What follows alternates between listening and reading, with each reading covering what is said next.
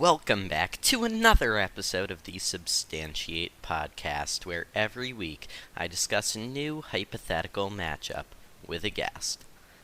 This week I'm joined by Dean Chung, and we are going to talk about MLB Players Playing Handball. This is a really special episode. Dean and I are really close friends. In this episode, we talk about a lot of different players, and sometime on the day or day after this episode is published, you can check our social media pages at substantiatepod on Instagram, Twitter, and Facebook for some visuals that will help you remember which player's on which team. Also, you can check out our website, www.substantiatepod.com. If you are listening in Apple Podcast, please leave us a 5-star review and write us a nice review. Share this with your friends and family. If you share our Instagram posts on your Instagram story or repost them, if you tag us, then we will repost them on our story. Also, if you create any memes about Substantiate, then and send them to us either to our email, substantiatepod@gmail.com, or send us a DM on any of our social platforms, then that meme may be featured on our social media pages and may be linked to in a description of a future episode. Before you do any of that, listen to this week's episode of the Substantiate podcast. Substantiate, to establish by proof or competent evidence.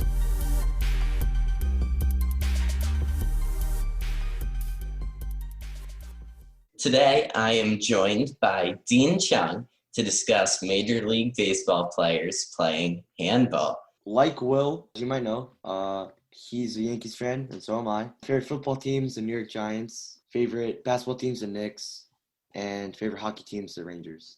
In this episode today, obviously, Dean and I are talking about MLB players playing handball.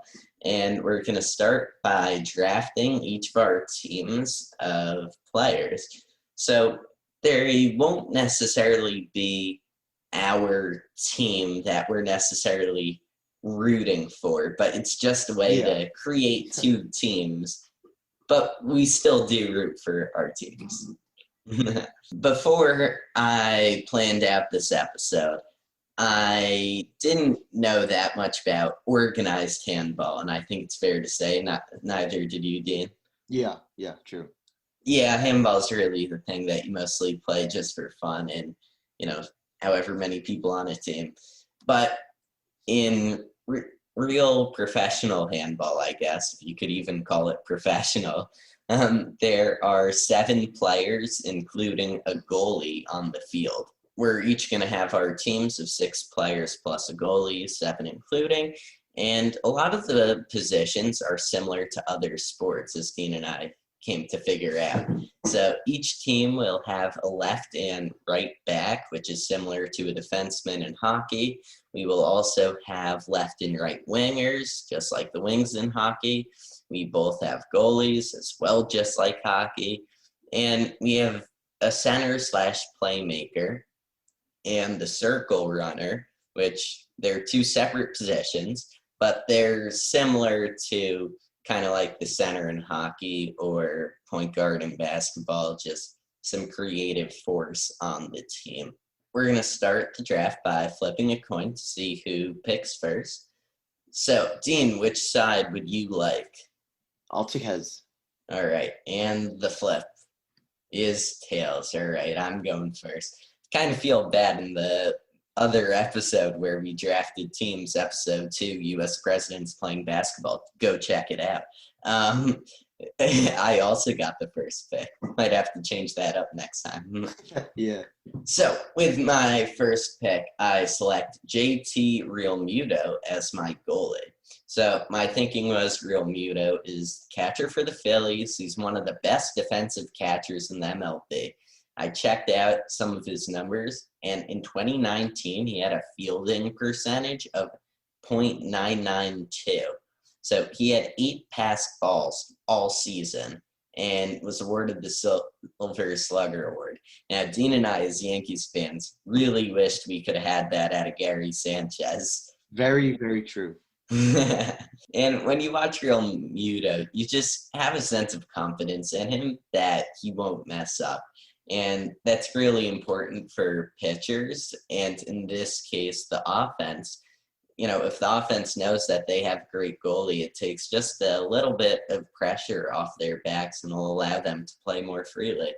What are your thoughts on that pick, Dean? Honestly, very smart. Like, I can't lie. That's a good pick. Like, I wasn't even thinking that when. Yep. All right. So who is your first pick? My first pick is Trey Turner, who is going to be one of my wingers. He's very quick and fast, very agile, which is one of the probably key assets to a winger. Just he's very fit to be like a winger because he's very quick in his feet and he knows what to do with the ball because he's a very good fielder in the MLB as well. I think that's a very good pick as your winger.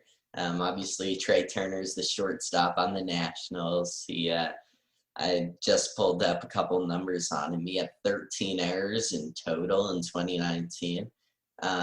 Couldn't find out how many of them were throwing errors, though, because fielding errors don't matter as much. But, yeah, he's got a really strong arm, and he just may be able to get by Real Muto. You might, yeah.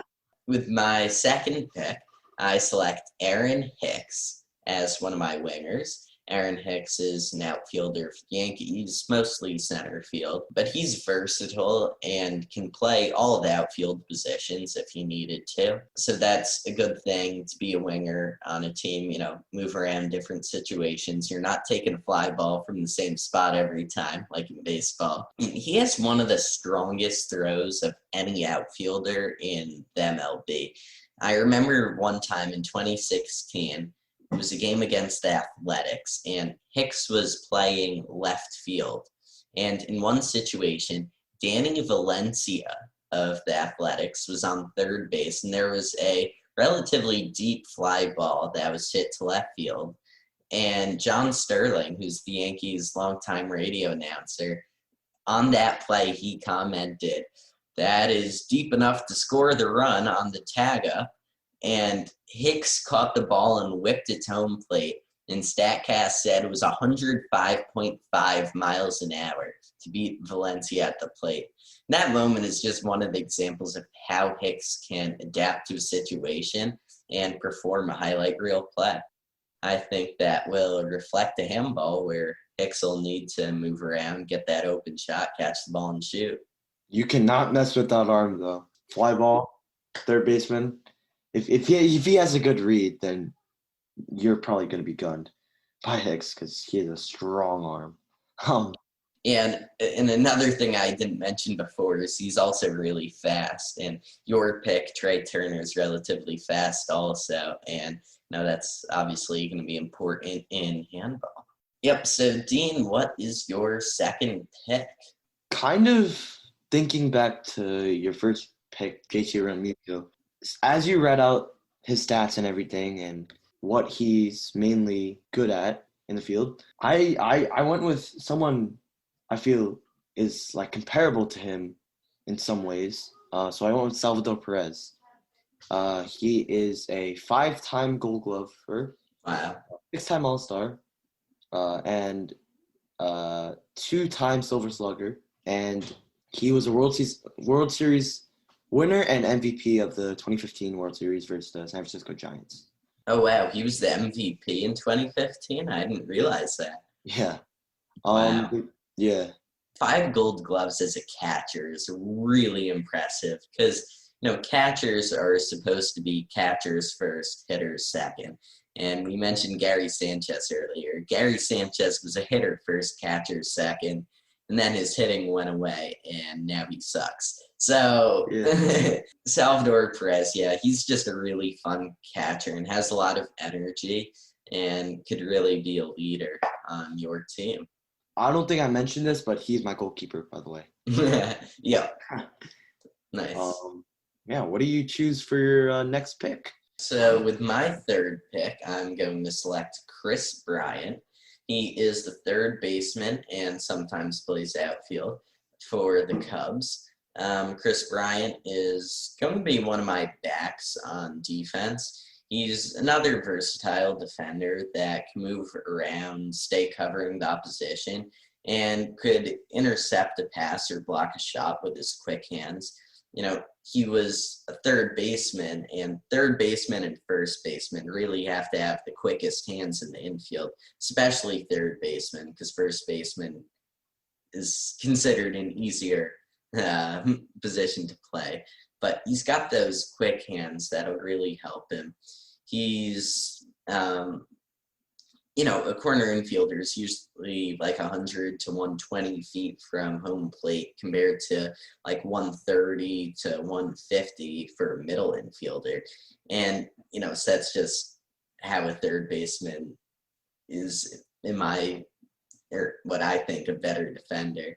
And so, yeah, that's just one of the qualities that'll translate to handball. I don't have his listings for height and weight here, but again, he's not slow, and he'll be able to perform athletically. I like that pick too. That's a good pick. All right, hold up. So now your third pick is now on the clock. No, just kidding. There's no clock. Oh, you're good. For my third pick, I choose DJ LeMahieu. Now, some people listening to this may call me biased, but since I'm a Yankees fan, but I'm still sticking with it. So honestly, I chose him because he can play nearly all of the infield. He could play, I think, second base, shortstop, and third base. But he mainly plays second, if I'm correct. Yeah, second, third, and first, really. Yeah. But he can adapt to many positions in the infield. Like you said with Chris Bryant is a very good, very athletic fielder. And so is DJ LeMahieu, in my opinion. He's pretty big, but he's pretty quick with his hands, too, and his feet. And moving to the ball, ground balls or line drives are hit to him. And that's what I like about LeMahieu and his defense. Yep, so he's going to be one of your defenders on your team? He's going to be, one of my backs. Yep. Yeah. Yeah, and I mean, second baseman is usually a shorter position, but DJLM is plenty big for his position. They call him Lay Machine. Yes, sir. New York. It's my fourth pick now. Is going to be Andrelton Simmons. Simmons is the shortstop of the Los Angeles Angels of California, and however else you say their team name. So he's going to be my circle runner. So Simmons has a back-to-back Gold Glove Award in 2017 and 18. He's a really exciting personality in the locker room, and I think he's just one of those picks that'll boost the morale and skill of the team on offense and defense. He's a shortstop. Shortstops are generally leaders in the infield. He's good at what he does, and I mean, he's one of the players on the Angels, and you ask yourself, how did the Angels have this many good players yet still suck every year? They got Mike Trout, they got Albert Pujols, they got Andrelton Simmons, they have Shohei Ohtani, yet they can't do anything. That is very true, honestly. You're very right on that, I gotta say, though. Dean, what is going to be your fourth pick? My fourth pick is going to be Juan Soto. He is going to be one of my backs on defense. I feel like he is a young player, and he's pretty big as an outfielder, and he has a strong arm. He plays good defense, and he's just got a lot of raw talent in him. I feel like that would contribute to him being one of my backs. Yeah. I mean, after their win of the World Series last year, Juan Soto on the Nationals, think he might be a little cocky coming off of last season. He's just the guy that last year in the postseason, 2019, he was the guy that showed up every morning on the highlights and on the headlines. He was someone you're scrolling through Instagram, bam, MLB, there's Juan Soto with his home run again. That morale, that little bit of cockiness could benefit your team or it could hurt them depending on how well they actually play. Yes. Honestly, maybe I'm saying this because I really don't like the Astros because of their scandal and just because I just don't like some of their players like Correa and Altuve. But honestly, I think that confidence in him really helped his ego throughout the series because as he started building his confidence, he started to be more comfortable at the plate, I think. And he started to hit better because in some World Series games last season, he would kind of like stare at the pitcher or do everything he could get to the pitcher's mind, which, I mean, yes, it could be. It may seem kind of cocky, but it's kind of like a morale booster, and it kind of like boosts his energy a little bit to step up to the plate and try his best to either just contribute to his team by getting on base. Yeah, and not just helping himself and making himself more confident, which is always a good thing, but getting into the other player's head. I read David Cohn's book, Full Count. He talks about being able to utilize every little thing to make sure that the other player that you're facing, in David Cohn's case, he was a pitcher, so the hitter, was as scared as possible.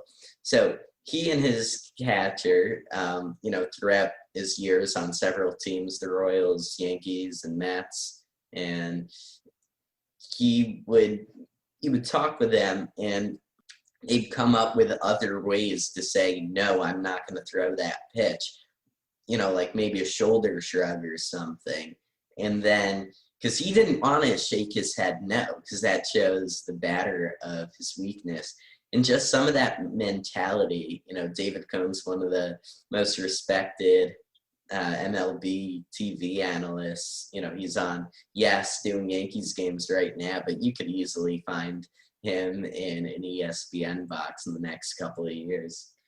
And that's why, a lot of my coaches in baseball, basketball, and any sport really tell me to always keep my head up and not always be down because it really impacts you and your performance on the team and as a player because it gives you that motivation to continue or just to keep striving. You're in a winning situation or when you're in doubt because you never know what can happen by motivation.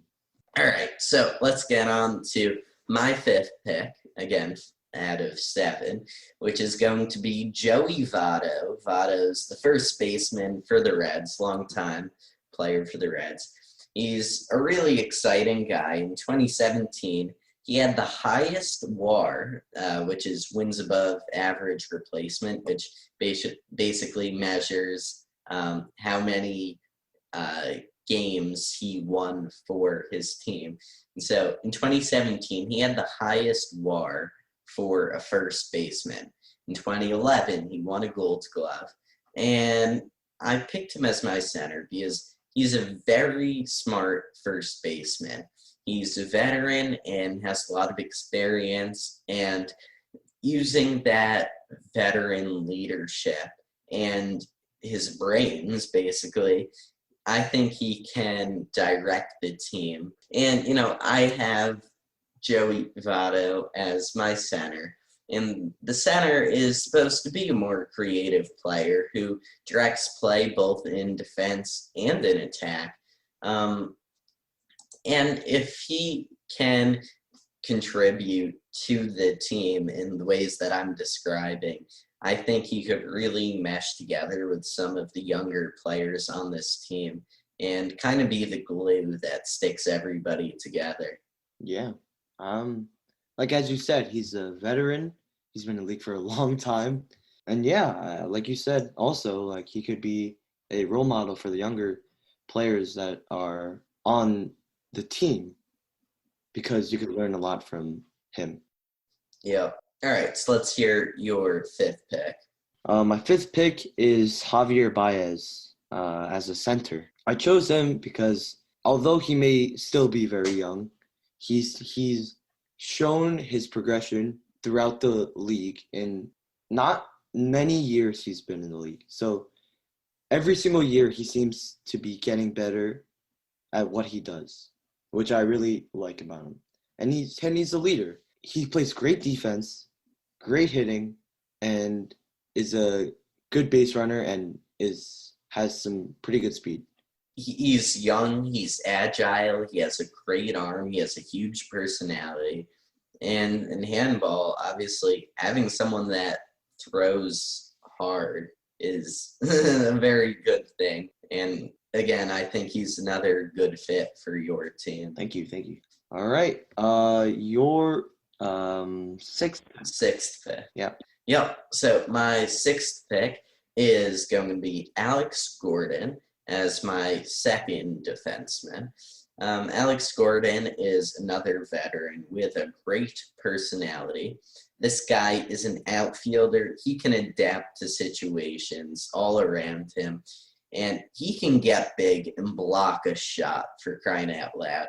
He's that guy. He's intense. He will find a way to block your shot.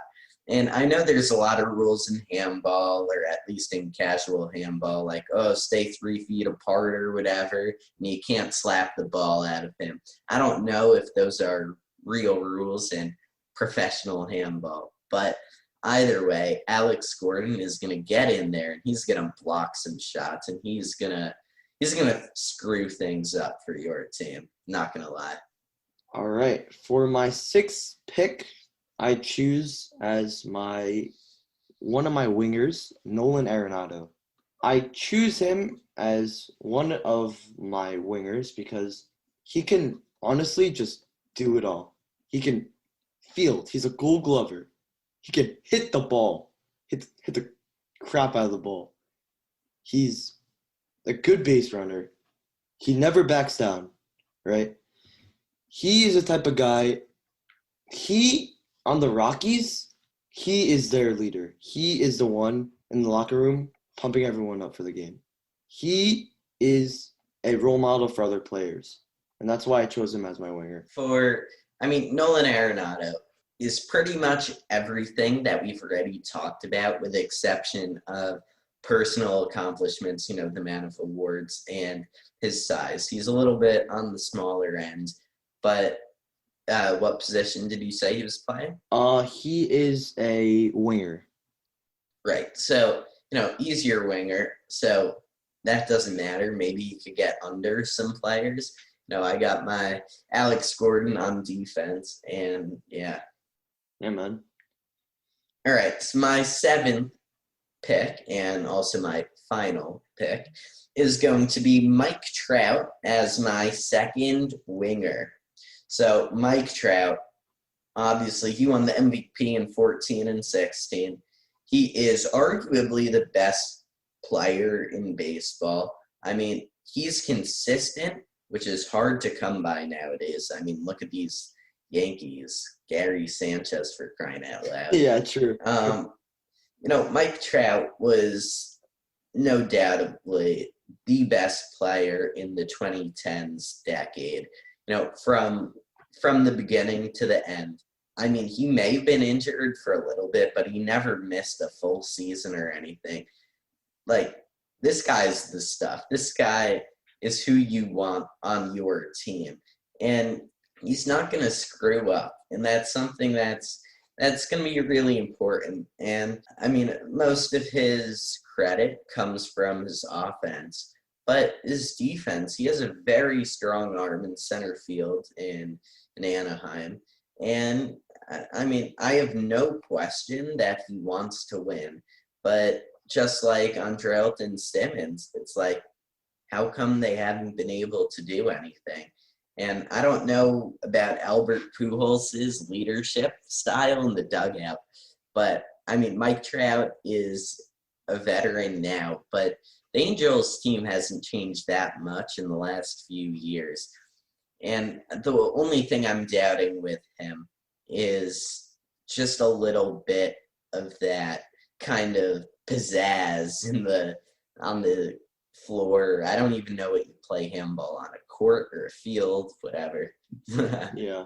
Relating back to what you said, like him being like one of the main leaders on this team, along with Pujols, who's been in the league for so long, and Andrelton Simmons, who has been in the league for quite a bit now. I respect him so much, and I feel like he deserves every single recognition he gets, but I kind of feel bad for him. I know he's getting all these huge deals and everything, but I kind of feel bad because I want him and his team, the Angels, to just win a World Series, or at least try to, because I just want him to feel that energy and that feeling of winning a title.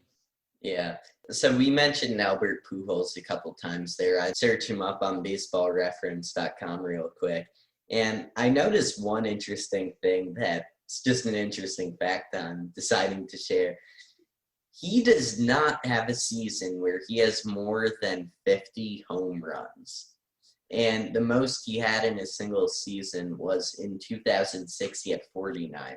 Right? This guy's got 660 home runs as of the time we're recording this, which is September 18th. And I mean, that's how consistent Pujols is. And I think some of that is rubbed off on his teammates on my team, that he's been able to not have a 60 home run and a 20 home run, but have consistently 30 to 50 home run years. Yeah. And after all these years, he's continuing. He's still striving. Yeah, I think I was at the Yankees game with you a few years ago when he and Mike Trout hit the back-to-back homers. Yeah, I remember that. Yeah, that was a fun game. And then the Yankees wound up winning 6-2. Yeah. They were the only two home runs. Yeah. All right. 40. Yeah, 40. He was 21 in 2001. All right, so your seventh and final pick to finish off this first segment. Okay, so my circle runner is Brett Gardner. I chose him because he is one of the older players, one of the more veterans, as he has been in the league for more than 10 years now. Yep. And I still feel like his hitting, honestly, like last year he had, 25 plus home runs? Yep, it was the best season of his career for hitting, at least. Yeah. And, yeah, he did outstanding in hitting. And although maybe he doesn't have the strongest arm as a left fielder or a center fielder, he alternates often, often. He still is a very good fielder. For his size, 5'11", he is a very good fielder, very quick, still in his mid-30s. Very quick, very fast. He can run the bases very well. And for circle runner, who's supposed to be someone quick, agile, fast, as a veteran, I feel like that's very impressive. Brett Gardner, like you mentioned, he's a veteran. He won the World Series in 2009 with Jeter and A-Rod and Mark Teixeira and friends. And he won the Gold Glove in 2016. And it was around maybe 14 or 15 when we said, all right, Gardner, he's got only so much time left in the hourglass, and you're going to be out of here soon, whether you're still in that MLB or retired. You're not going to be with us much longer. And especially after he won the Gold Glove in 2016 at whatever age, in his mid-30s. And that seemed like a really awesome time to trade him. But like you said, I think every Yankees fan is happy they did. And last year, he came in clutch. He's fast. He's super strong. you look at his home runs, so many of his home runs go to right field. He's a lefty. Like, he hit a home run to left field a few weeks ago. And on Yes, Yankees Entertainment and Sports Network, they had a visual which had like all of Gardner's home runs in like the last 5 years. And they were all in right field except for like 3. And the other one had been like the night before or something.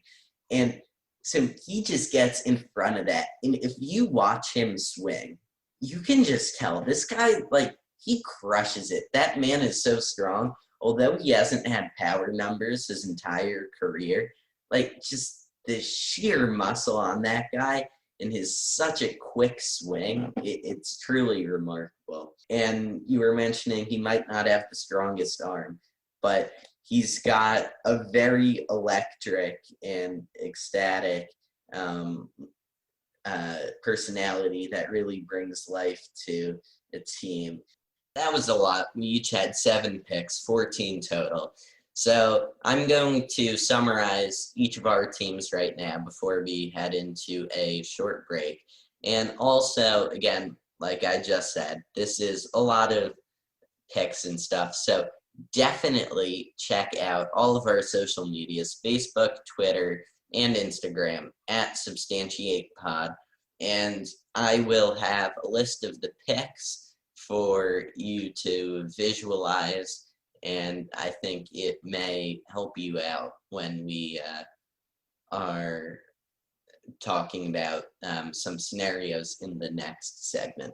So to summarize the picks, with my first pick, I had JT Realmuto as my goalie. Dean had Trey Turner as his winger. My second pick, I picked Aaron Hicks as one of my wingers, and Dean had Salvador Perez as his goalie. So now we're into round 3. I picked Chris Bryant as a defenseman, and Dean picked DJ LeMahieu as another defenseman/back. And in the 4th round, I selected Andrelton Simmons as my circle runner, and Dean selected Juan Soto as a defensive back. Round 5, third to last, I had Joey Votto and Dean as my center, and Dean had Javier Baez as his center. And in the 6th round, I drafted a defenseman, Aaron Gordon of the Kansas City Royals, and Dean selected Nolan Arenado as a winger. And in the last round, last but not least, I selected Mike Trout as my second winger, and Dean selected Brett Gardner as his circle runner. So now, like I mentioned before, Dean and I are going to take a quick break. When we get back, we'll get into some scenarios.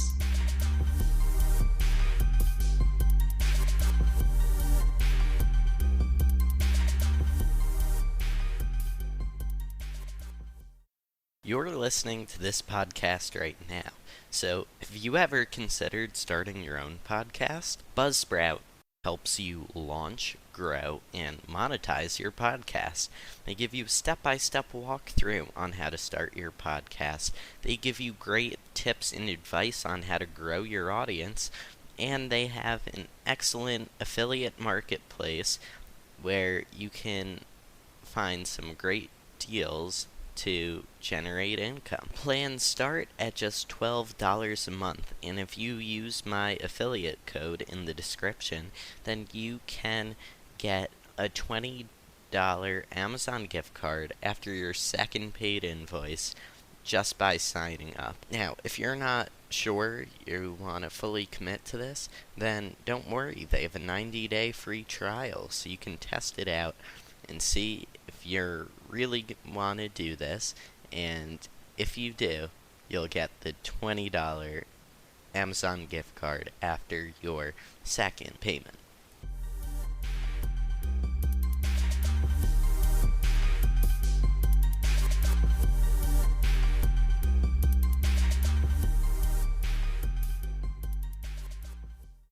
We We are going to continue right on with 2 in-game scenarios. So we are going to talk about the offensive and defensive setups for each side. So in the first matchup, my team will be on defense. But similar to hockey, the defense comes up and, it's just a little further back on offense, but they're still part of the offense. So in this situation, for the sake of just not having to talk about so many people at the same time, we're just going to simplify it down to the defense has the defensive players, the center, and the circle runner and goalie, and then the offense has the wingers, the center, and the circle runner. So we will start with my team on defense, Chris Bryant and Alex Gordon, my 2 defensemen, with Joey Votto, Andrelton Simmons, and my goalie, JT Realmuto. And Dean's wingers are Trey Turner and Nolan Arenado. Got a first-round pick in there, Trey Turner. Better perform. And in Dean's center, Javier Baez, and circle runner, Brett Gardner. So what are you looking at here when you look at my defense? And what's your game plan? What are some of your plays that you're going to try to work around my defense? I feel like Trey Turner and Nolan Arenado are my wingers, and Javi Baez is my center. Although Chris Bryant and Alex Gordon may be very tall, I feel like Trey Turner and Arenado Trey Turner I feel like is faster than both backs, and I feel like Arenado is probably not faster, or maybe faster than Chris Bryant, but maybe not for Alex Gordon. But he has to. It's kind of like a size matchup. If you can't get past him, you have to kind of work with the size, because you have to get by the back. What I'm trying to say is, for Nolan Arenado, he has to move the ball smart and in a way to get past Alex Gordon, because Alex Gordon is pretty tall. He is... Yeah, I want to say 6'6". 6'1". Only 6'1". Learn something new. Wait, and Arenado is 6'2". So actually it's a pretty fair height matchup. So. Although maybe Gordon might be faster because he's an outfielder. Yeah. I changed what I said before. So I feel like Arenado, since he's an inch taller, should use his height as an advantage when it comes to facing the backs. Yeah, I mean, there, and then you also have your center here, Javier Baez, and my center, Joey Votto. And in terms of just sheer athleticism at this point in their careers, and really at any point in their careers, Javier Baez is going to take that from Joey Votto. Joey Votto is older. He's a first baseman. Javier Baez is probably in his prime. He is a shortstop. He's a very athletic and good defensive shortstop. And then you come back to the circle runners, which is going to be a little bit of the opposite. And Andrelton Simmons compared to Brett Gardner. Both of them are seasoned veterans, but Andrelton Simmons still just a little bit younger. And so, at least from what I could tell, based on what I read online, the center seems to be a little more, again, like the point guard. So, still needs to be good, but is a little more the brains of the team, per se. And therefore, I might be a little biased towards my team right here, but Joey Votto at center, the veteran at center compared to Brett Gardner, the veteran at circle runner. I think that, just a slight difference in athleticism in those points of their careers might matter a little less at center. But at the same time, Brett Gardner is still going to wreak havoc as the circle runner. He's going to make some athletic plays and still whip the ball into JT Realmuto here. Going back to Simmons, And you're talking about his arm before, his throwing, his ability to throw the ball accurate and hard. I feel like relating to what you just said about Gardner and throwing the ball at JT Realmuto, who is your goalie. I feel like if Sal Perez is a pretty big guy, so if he's quick enough with the hands, able to catch the balls thrown by Anderson Simmons, I feel like we'll be fine if he uses his body as an advantage as a goalie. Yeah, and continuing on that thought a little with JT Realmuto. So just looking at Trey Turner and Nolan Arenado's arms in general, like, yes, they both have very strong arms. Yet in Brett Gardner, maybe not completely as much, but in terms of the playmaking that Javier Baez might try to come up with, Brett Gardner is definitely a guy. He's going to be a big distraction. He's 5'11", he's smaller, but he's not thinner, or let me rephrase that. He's shorter, but he's not smaller.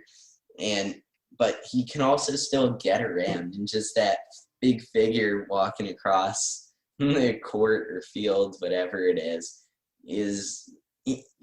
that's something that Javier Baez can use to try to get Trey Turner and Nolan Arenado open. So specifically when it comes to JT Realmuto as the goalie, I mean, Realmuto this year, his numbers have still been quite good, just like last year. And having each of those players on your offense, I think it's because it's only two teams here, right? So unlike in, say, fantasy football where only one person has the best quarterback, and the next week you're probably not going up against the second best quarterback.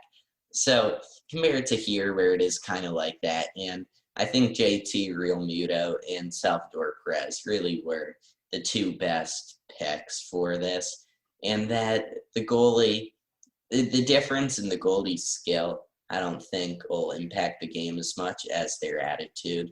And Salvador Perez definitely has the upper hand on terms of how he'll influence his team with his personality. Yeah, that's a very clear point. I like that point you made. Yeah, so, I mean, here in terms of your, success rating, I mean, I don't know what would be considered good in handball, but I think your team would be good here. Just from that one matchup, I gotta say I'm leaning a little bit towards your team. I mean, we didn't really talk about Chris Bryant and Alex Gordon on defense, but your guys, Brett Gardner, Trey Turner, Nolan Arenado, and Javi Baez, I think that they have an interesting dynamic here with the two younger wingers in Trey Turner and Nolan Arenado, and obviously still the young Javi Baez, and then Brett Gardner. And we mentioned before Brett Gardner and Joey Votto being some sort of glue between players. And I could definitely see that here, and your guys sticking together in a way that my team, Chris Bryant, Alex Gordon, Joey Votto, Andrelton Simmons, none of them are the big names of the young guys in MLB right now compared to your guys. And here I think you'll have the upper hand. So let's see what's going to happen on the other end of the court. So now Dean's team is on defense. So he's got DJ LeMahieu and Juan Soto as the defenseman, and Javi Baez again as the center, and Brett Gardner again as the circle runner, and Salvador Perez as the goalie.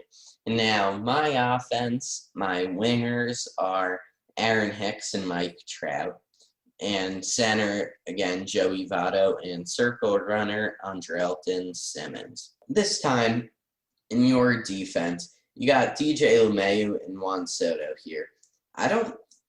There were two different types of players, if you know what I mean. I think that they're going to have an interesting dynamic there where, okay, who's going to guard who? You know, Aaron Hicks and Mike Trout, they're both fast, they're both strong, and no matter which one of them either of your players cover, I think that Aaron Hicks and Mike Trout are going to be similar enough that whatever difference is in LeMahieu and Juan Soto, that they'll be able to exploit it. And then, again, we have Javi Baez and Joey Votto, the two centers.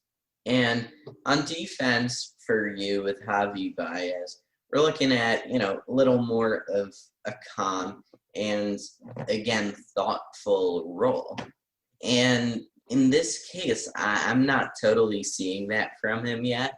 Compared to Joey Votto at center, on offense, maybe drawing up some plays, sticking to the game plan while also knowing when and how to go off script.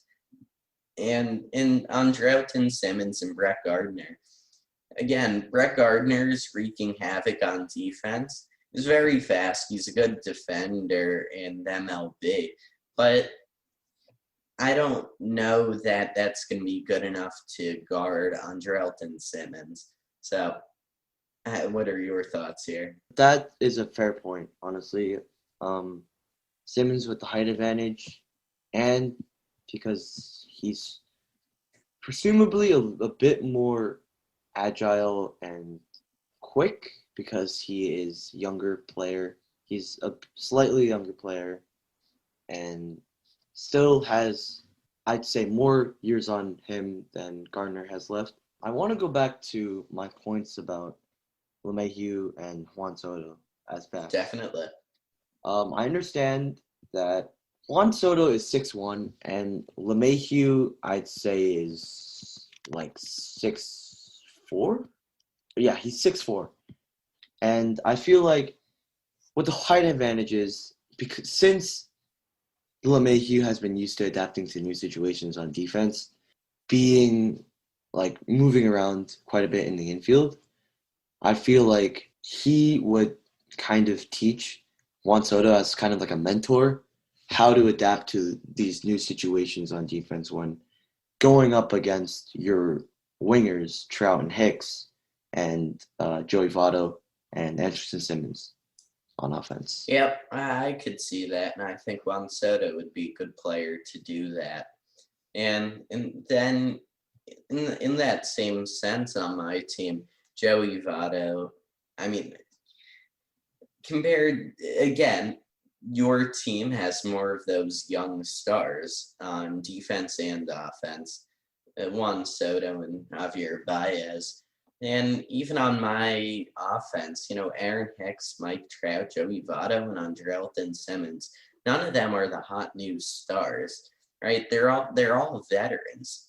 Aaron Hicks, Mike Trout, and Joey Votto have been in the league forever, and Andrelton Simmons slightly newer, but still. And when it comes down to it, when I was drafting my team, I didn't think of it in this way.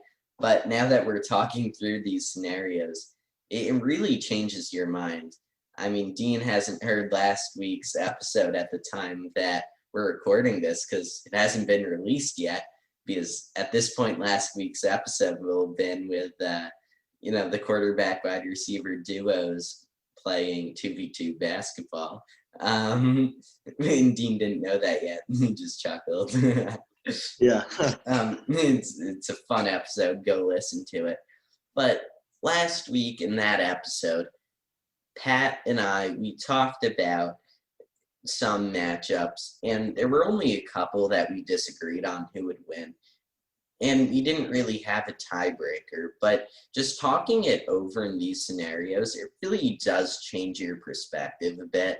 And you can make some realizations, like here. When I drafted my team, I wasn't thinking about, well, let's get some hot new stars on my team. But here, I think that's going to come back to hurt me, that I have a little less diversity on my team because of that.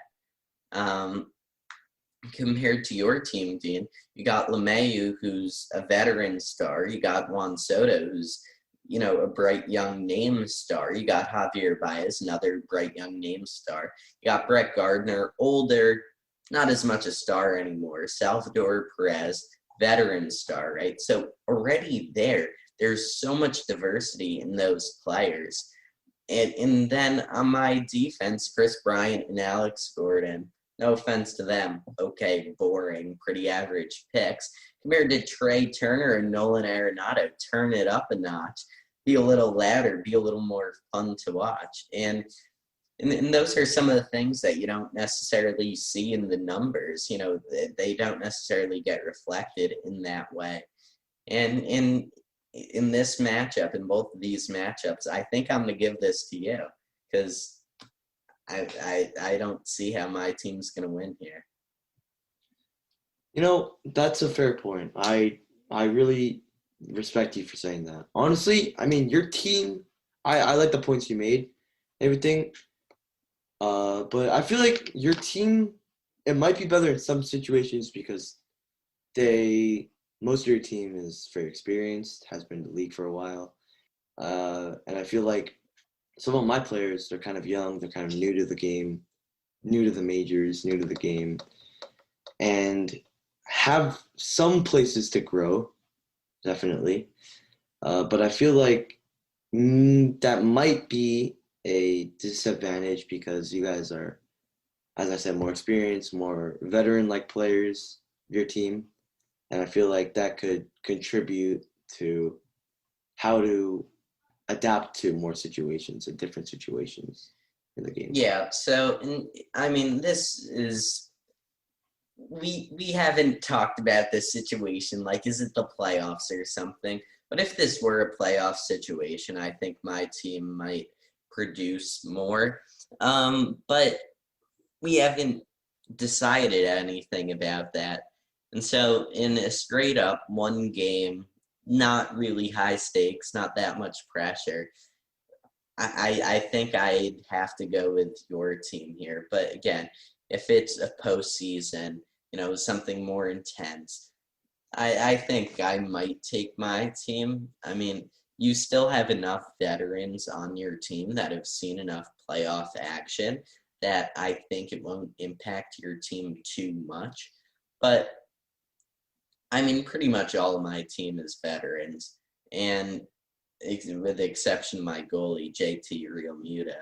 And your team is much more diverse, and in many parts of life, including this, diversity is a good thing, cover a lot of ground.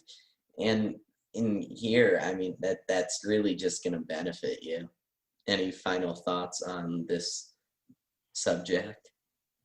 This is a very interesting topic that we went over because as I just feel like I like both of our takes on this because it's very different. We have different play styles and techniques on ways to arrange our players and on ways we think they can handle the situation that they're in. And I just really enjoy that we get to, spend this time talking about different game plans because it's just really interesting and new to me. Yeah. Yeah. And so that's going to do it for today's in-game scenarios. I didn't want to flood the episode with them, but I think that was just the right amount. So we're going to take one final break. When we get back, we're going to hand out some awards for some different players in different categories.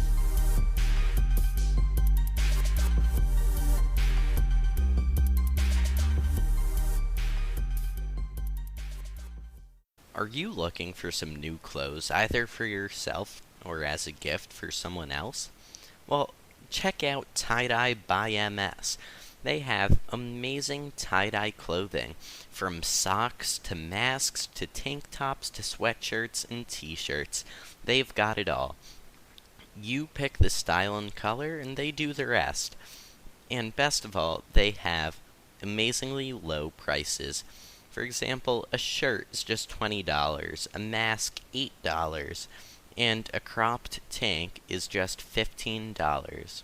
You can check them out at tiedyebyms.com and check out their Instagram at tie-dye by MS.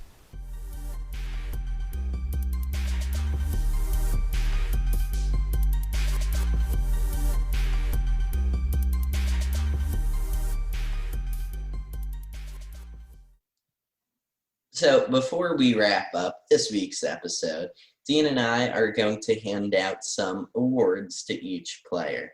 Obviously, these are entirely hypothetical. There is no actual game that we're analyzing here. This is just who we think would success in these different categories.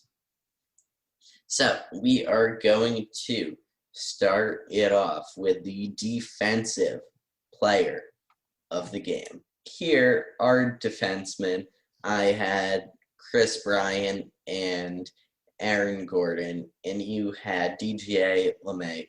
Alex Gordon, would I say? Aaron Gordon. DJ LeMayu and Juan Soto. And here, I guess the circle runners and centers could also be considered for this. But I don't think either of them are actually going to win that. Like we were talking about when I was on defense, Chris Bryant and Alex Gordon, like they have the hype, but I'm not sure they're going to come through in the ways that Juan Soto and DJ LeMayu are. I mean, I don't want to sound biased or anything, but like I agree with what you're saying, honestly. I feel like I feel more potential on defense with DJ LeMahieu and Juan Soto. But more potential on my team than on your team is my take on this. Well, or defensive-wise is one.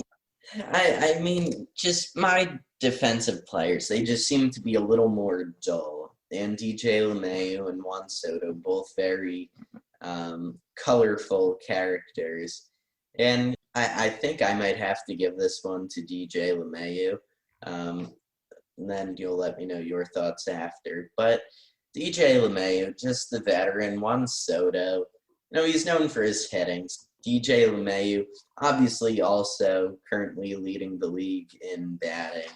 And at the same time, though, he's just a little more, again, diverse with his play style. And I think I'm going to have to give this one to DJ LeMahieu.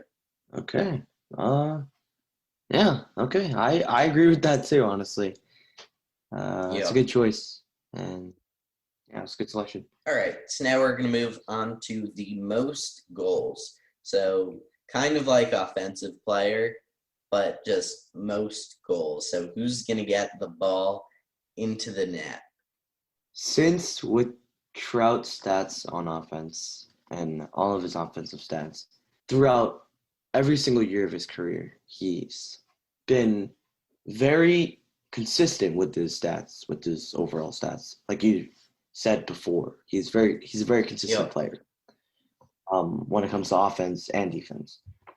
But specifically on offense, he is a offensive playmaker. He can hit for contacts, average, power, everything. So I feel like offensively, he is also a key asset because of his defense as well, and his ability to throw the ball and his arm. I feel like he's the type of guy who's really built. He's not too short. He's not too tall. He's like right in the middle, right in the like the perfect height. I know what you mean. Like in between everything. Yeah. And we've talked about diversity a lot this episode, and he really has that in his play style, just like DJ LeMahieu. In his offense, his defense, everything about him. And in really having that diversity, I mean, in a hypothetical scenario, like this whole podcast is structured around, you don't know what could and couldn't benefit you for sure. And having such a diverse game plan or utilities that he can use, it really just adds to the value of a player in this hypothetical matchup. And I mean, it's hard to argue that for Trout, but I'm also looking there at Trey Turner and Nolan Arenado. And, I'm going to give this to Trey Turner over Arenado. Trey Turner, he was your number one pick. He should be higher. Otherwise, you're an idiot. But again, like we were talking about, just that having that diversity in the gameplay, you're seeing not quite as much of that with Trey Turner, but not that much less. I think besides LeMahieu, the most diverse players on your team would be Javier Baez and what's his name, Salvador Perez, and especially for a goalie there, that's good. But we're talking about most goals, and I mean, sorry for neglecting Aaron Hicks, but I just think Mike Trout is better. Yeah, same in my opinion, honestly. Yeah, so I think there we're going to give the most goals to the legendary Mike Trout. Congratulations, Mike. All right, so All right. now we're going to move on to the best center and circle runners. So here, just a reminder, my center was Joey Votto, circle runner Andrelton Simmons, and Dean's was the center Javier Baez, and circle runner Brett Gardner. So here in this award for the best center and circle runners, the positions have slight differences. The centers, again, like I've said a few times already, more of the point guard, more of the brain behind the team. And the circle runner is really just like the most effective playmaker. I feel like for circle runners, the circle runner that would probably have the most effect on the game, in my opinion, it's probably Andrelton Simmons, because I feel covers up more ground on defense, and he might not be the best hitting shortstop, but he's still not like bad. Like he can put up some numbers on offense, although he might not be the top. And Brett Gardner, although he's a very talented outfielder, I feel that the shortstop Simmons covers up more ground and just produces more, I think, diverse offensive stats. Yeah, I mean, I see that. And listen, Brett Gardner happens to be a good player type for that position, the circle runner. But if I had to pick a veteran to be in either position, I'd rather pick to be the center, and that's where I have Joey Votto.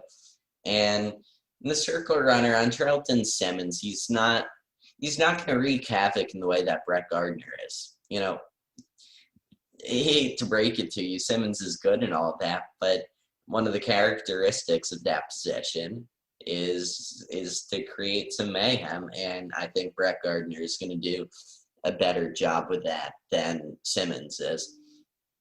So if I'm giving that to Gardner for the circle runner, then yeah, for center we got Joey Votto and Javier Baez, and shortstops are very smart players, but he's Javier Baez. I think he might be a little too young, and I think the word ignorant is a little harsh, but just Yeah. If you can catch my drift, I just think that Joey Votto is going to have that little more experience, which is going to benefit him here. So then if it's between Joey Votto and Brett Gardner, then what you looking at there? They're two different positions, first off, and I feel like what you said before with experience, actually, they're both very experienced players. They've been in the league for 10 plus years, both of them. And I feel like probably as a center, as a leader, I'd say Joey Votto because he has been a key, I feel like, role model and leader for the Cincinnati Reds. Yeah, I'm going to agree on that, and I really think you covered that nicely. All right, so moving on to our third to last award, we've got the most assists. So again, this one we're probably looking at a circle runner or center. Could be a winger, but who's that player that's going to work with the team? Not necessarily the brains of the team, but just follow the game plan, execute this right. But not just follow the game plan, but part of being good is knowing when to go off script. So again, that's probably going to come more in a veteran player. But what are some of your thoughts on this topic, Dan? I feel like, it's different takes on different things. And I feel like it's just interesting as I said before, it's interesting to see both of our views. And it's interesting to compare different players based on their statistics, their diversity, their height, their size advantage, etc. Yeah, and so in this one, now we're looking at maybe some quicker hands, and Javier Baez is definitely jumping out to me for this category. Javier Baez, he's a shortstop. He's an incredible defensive player. You can see, search up his highlights. The man's insane. I think that Brett Gardner just may be a little too slow now to capitalize on the assists. Like, I think he might be either bringing the ball up in a creative way or just something in that sense. But then you come back to my team, circle runner Simmons and center Votto. I think I have to give this one most assists to Javier Baez. All right, on to our second to last award. I think this one might be a little bit of a quicker award. This one is going to be the cleanest player, the player with the least errors. So just looking at their numbers, and goalies will be counted in for this one. Aaron Hex, is he going to make an error? I could see him making an error. You go down, that's just what I have at the top of my list here. You go down the list, and I think it's going to come back to those defensive players, DJ LeMahieu and Chris Bryant and Alex Gordon. And I mentioned before that my defenders are a little bit dull. And this is something where dull isn't necessarily bad. Dull isn't necessarily making mistakes. And so I think on this one, I'm going to have to give it to Chris Bryant. This is kind of tough. A lot of these players that we've both chosen are very clean, know how to play the game smoothly and effectively. The most slick player, probably, I feel like Arenado at third. He just makes some smooth plays. Yep. He's kind of reminds me of Machado on the O's. Yep. When Machado made those crazy throws. Yep. Past the third base line to first base on a dot. He's that type of player. And those plays are super smooth, super fun to watch. And I feel like he's... All right. So, the cleanest player there it was. Now on to the last award is going to be the MVP of this game, obviously last. And so, I'm not sure it's ever happened that a finals MVP for any sport is been on the losing team. Maybe in a game 7, but if it was anybody, it would be LeBron in a game 7. But still in this situation, I think the MVP should come from your team. So who do you think is just going to be the most valuable on your team? Probably the most valuable on my team.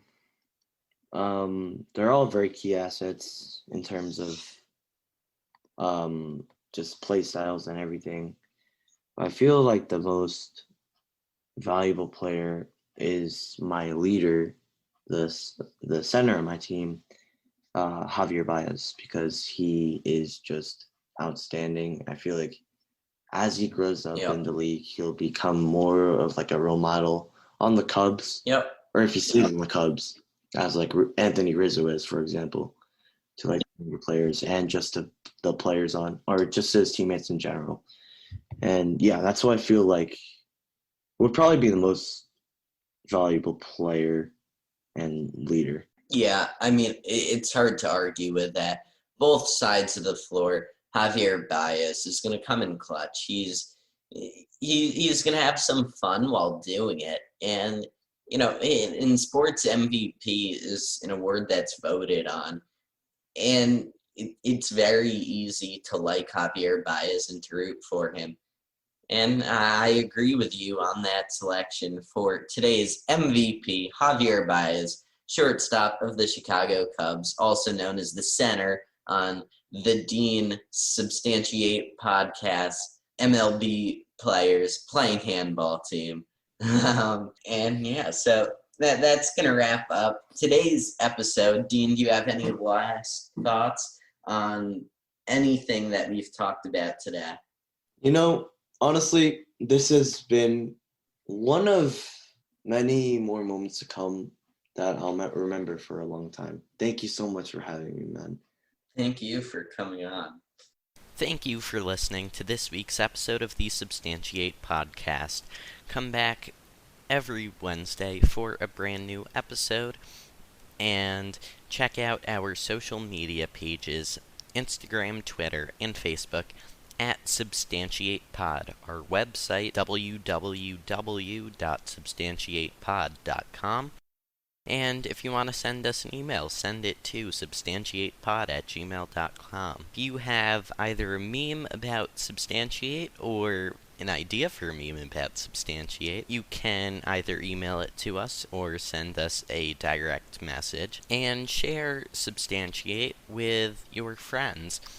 And if you post and tag us on Instagram, we will repost it on our story. Next week, on October 7th, there will not be a new episode. I am going to use this extra week to prepare for the next several episodes and bring you the best content possible. Last but not least, if you're listening on Apple Podcasts, please leave us a 5-star rating and write us a nice review.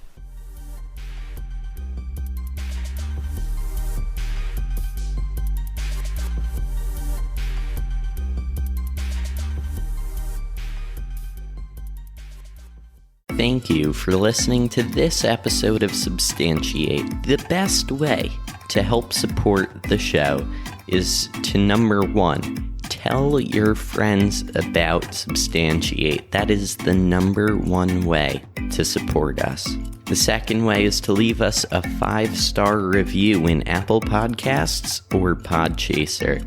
Number 3, follow us at substantiatepod on Twitter, Instagram, and Facebook. Hello, I'm Anthony. And I'm Dr. Issues. And we're hosts of Capes on the Couch, the podcast where comics get counseling. Superheroes don't always get to go home happy. That's where we come in. We offer psychiatric and mental health analysis of comic book characters. So check us out at capesonthecouch.live and across all social media platforms at Capes on the Couch.